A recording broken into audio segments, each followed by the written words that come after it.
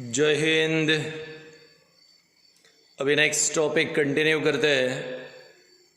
Mail reproductive system in human being. Human में male reproductive system, भले ही आप थोड़ा डिटेल में पढ़ोगे कोई प्रॉब्लम नहीं, ज़्यादा पढ़ने से कोई प्रॉब्लम नहीं होती, इसलिए आप आराम से सुने समझें। हाँ, लगे तो एग्ज़ाम के लिए उतना ही पढ़े जितना आपको आवश्यकता है। Let's start here. मैंने शॉर्ट फॉर्म लिखा है MRS, मतलब मेल रिप्रोडक्टिव सिस्टम।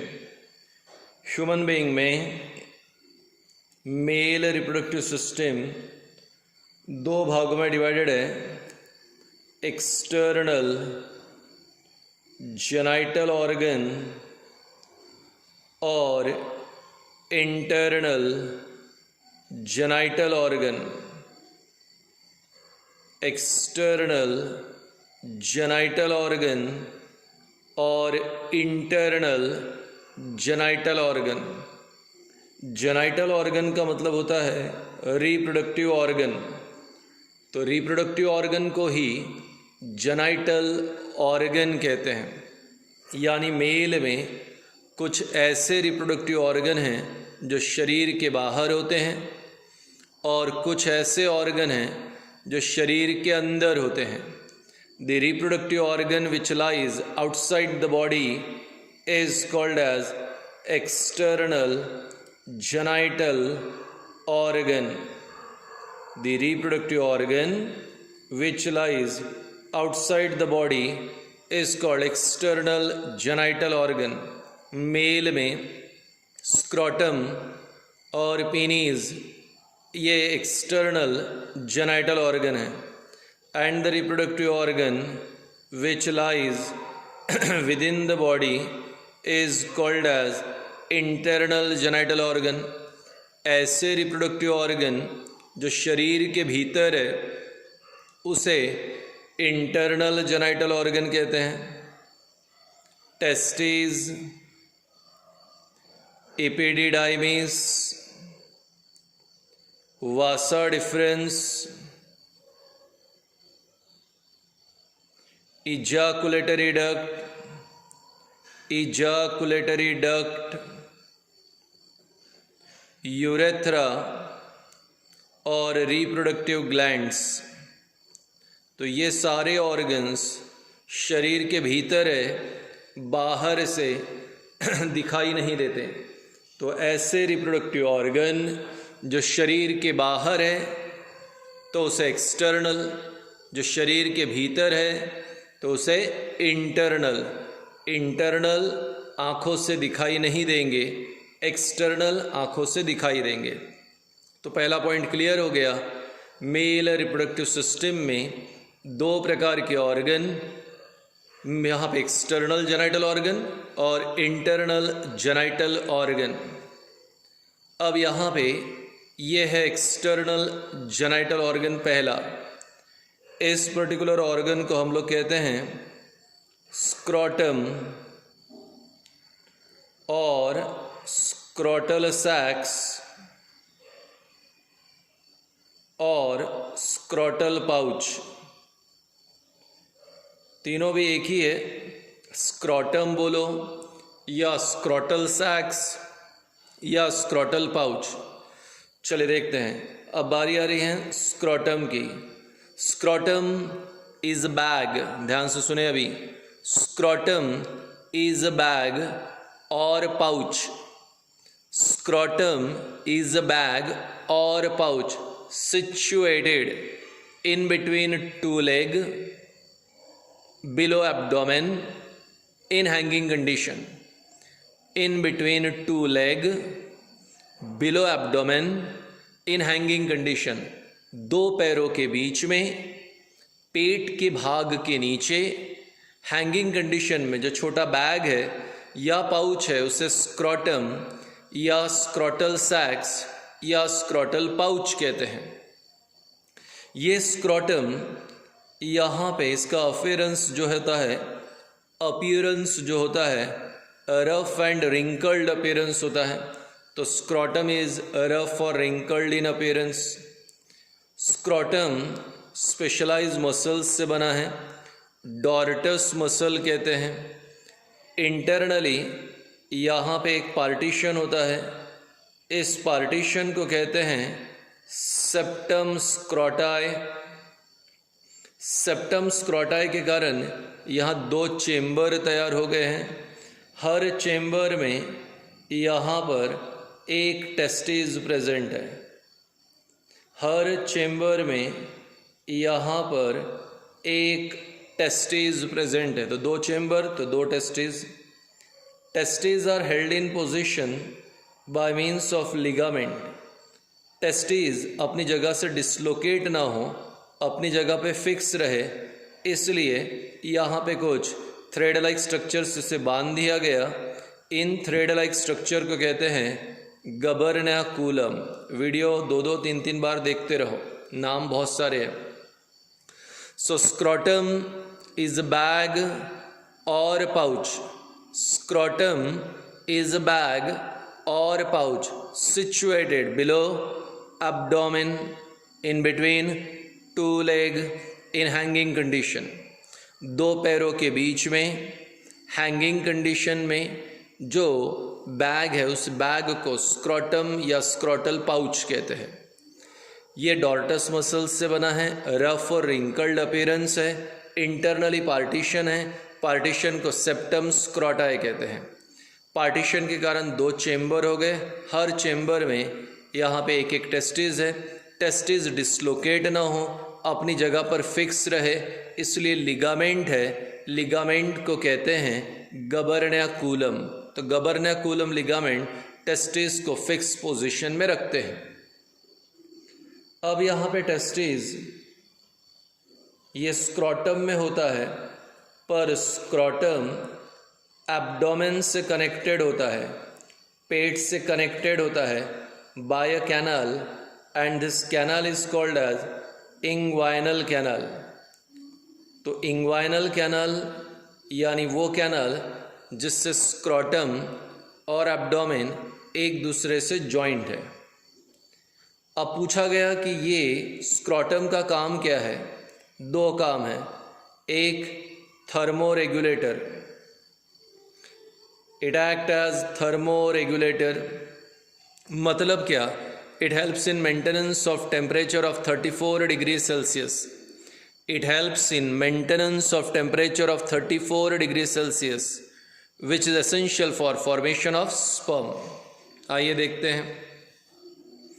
बेसिकली हमारे शरीर में हमारे बॉडी का टेम्परेचर 37 है और 37 डिग्री सेल्सियस पर हम लोग स्पर्म फॉर्म नहीं कर सकते। अगर स्पर्म को तैयार करना है तो टेम्परेचर चाहिए 34 डिग्री सेल्सियस। स्पर्म को तैयार करना है तो टेम्परेचर चाहिए 34 डिग्री सेल्सियस। अब ये 3 डिग्री टेम्परेचर कम करने का काम है स्क्रॉटम का। तो स्क्रॉटम जो बैग है ये बॉडी का टेम्परेचर 3 डिग्री कम करता है और टेस्टिस को देता है 34, so that it will make sperm. तो स्पर्म बनाने के लिए जो 34 डिग्री सेल्सियस टेम्परेचर चाहिए, ये मेंटेन करने का काम किसका है? स्क्रॉटम का। इसलिए स्क्रॉटम को बोला थर्मोरेगुलेटर। और दूसरा काम है स्क्रॉटम का प्रोटेक्शन। टेस्टिस स्क्रॉटम के अंदर है, इसलिए टेस्टिस को प्रोटेक्शन देने का काम ये भी किसका है? स्क्रॉटम। तो स्क्रॉटम प्रोटेक्शन प्रोवाइड करेगा और थर्मोरेगुलेटर का काम करेगा। ठीक है। इसके अलावा अगर मान लो यहाँ पे कभी टेस्टिस हैंग नहीं हुए, बेसिकली जब बच्चा माँ के शरीर में होता है, लड़का है माँ के शरीर में है, तो 6 महीने तक टेस्टिस एब्डोमेन में ही रहते हैं। 7वें महीने में टेस्टिस हैंग होती है। अगर टेस्टिस हैंग नहीं हुए तो इसे क्रिप्टोर्किडिज्म कहते हैं। Failure of hanging of testis, failure of hanging of testis, cryptorchidism. Detail आपको क्लासरूम में बताऊंगा, बहुत सारे पॉइंट है, तो याद रखें। टेस्टिस को हैंग किया जाता है 7वें महीने में और बच्चे में टेस्टिस इस पर्टिकुलर जो है यहाँ स्क्रॉटम में रहता है। वापस देखते हैं, external genital organ, the reproductive organ which lies outside the body is called as external genital organ. Scrotum. It is a bag or pouch situated below abdomen in between two legs in hanging condition. Scrotum rough और wrinkled appearance का है, डॉर्टस muscles से बना है, internally partition है, partition को septum स्क्रॉटाई कहते हैं। पार्टीशन के कारण दो चेंबर, हर चेंबर में एक एक टेस्टिस होती है। ये स्क्रॉटम एब्डोमेन से कनेक्टेड है by a canal, inguinal canal. Testis are hold in position by means of ligament called gubernaculum. Scrotum के दो काम, पहला प्रोटेक्शन और दूसरा थर्मो रेगुलेटर। थर्मो यानी टेम्परेचर को रेगुलेट करने वाला थर्मो रेगुलेटर। ये 34 डिग्री टेम्परेचर मेंटेन करेगा ताकि टेस्टिस स्पर्म तैयार कर सके।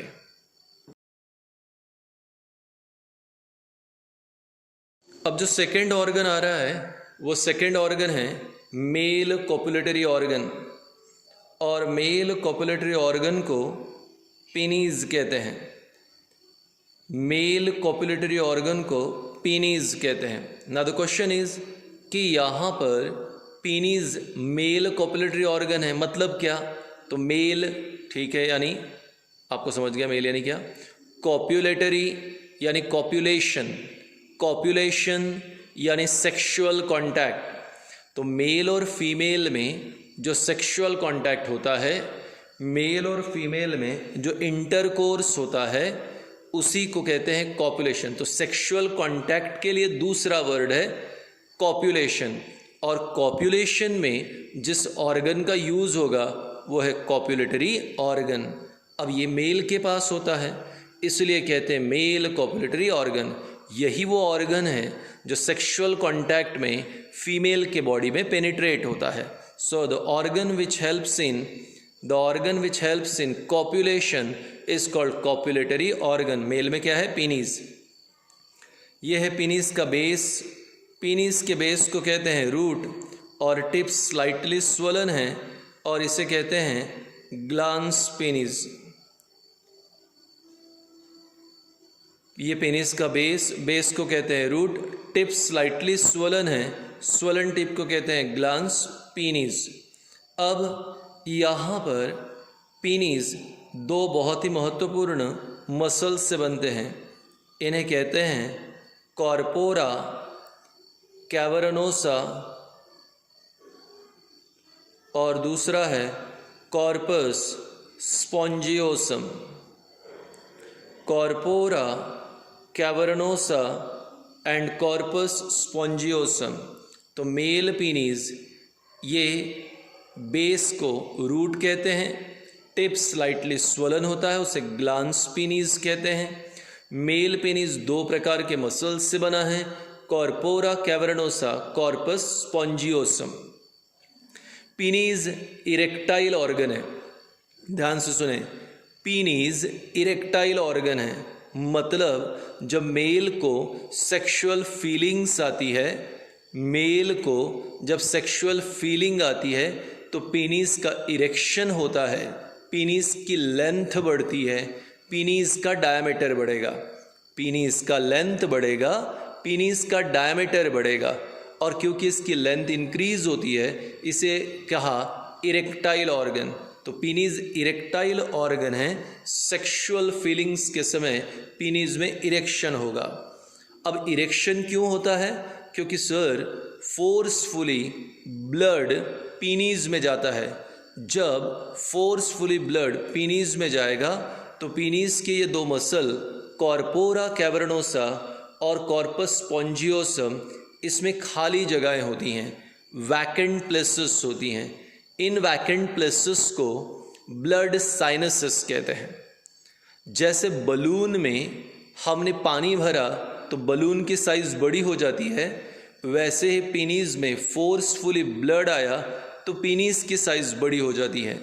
इस प्रकार जब मेल को सेक्सुअल फीलिंग होती है तो ब्लड प्रेशर राइज होता है, और ब्लड प्रेशर राइज हुआ तो ब्लड फोर्सफुली कॉर्पोरा कैवर्नोसा और कॉर्पस स्पॉन्जियोसम मसल्स में आते हैं। जैसे मसल्स में आया तो ब्लड साइनसेस, कैविटी में ब्लड फील्ड होता है, जिसके कारण पीनिस का इरेक्शन होगा। पीनिस के टिप रीजन पर एक अपर्चर होता है, इस अपर्चर को कहते हैं यूरेथ्रल ऑरिफिस। पीनिस के टिप रीजन पर अपर्चर को यूरेथ्रल ऑरिफिस। इस ऑरिफिस का दो काम है, यूरिन रिलीज करना और सेक्सुअल कांटेक्ट के समय स्पर्म रिलीज करना। इसके दो काम हैं, यूरिन रिलीज करना और सेक्सुअल कांटेक्ट के समय स्पर्म रिलीज करना। पेनिस के टिप रीजन पर यहाँ फोल्ड है स्किन का, इस स्किन के फोल्ड को कहते हैं प्रीप्यूस। स्किन के फोल्ड को प्रीप्यूस।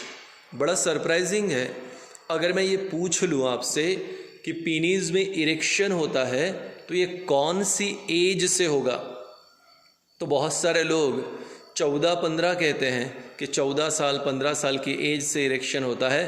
आंसर है from 3rd day of life. जब बच्चा 3 दिन का होता है वहीं से पीनीस का इरेक्शन स्टार्ट हो जाता है। बच्चे में सेक्स की फीलिंग, सेक्सुअल फीलिंग तीसरे दिन से ही स्टार्ट हो जाती है, जब वो माँ का दूध पीना शुरू करता है। इस प्रकार पेनिस का इरेक्शन एक बेसिक कैरेक्टर है मेल का। तो मेल कॉपुलेटरी ऑर्गन पीनीज, ये एक्सटर्नल जेनाइटल ऑर्गन है, शरीर के बाहर है। इसके बेस को रूट कहते हैं, टिप स्लाइटली स्वोलन है, उसे ग्लांस पीनीस कहते हैं।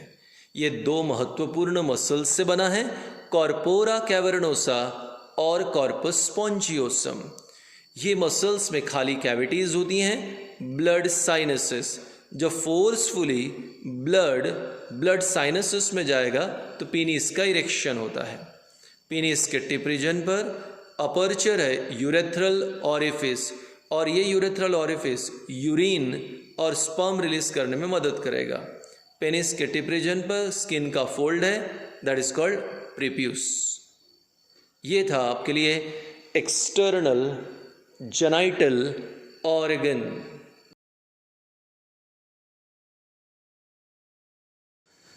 अब बारी आती है इंटरनल जेनाइटल ऑर्गन की, the reproductive organ which lies with in the body.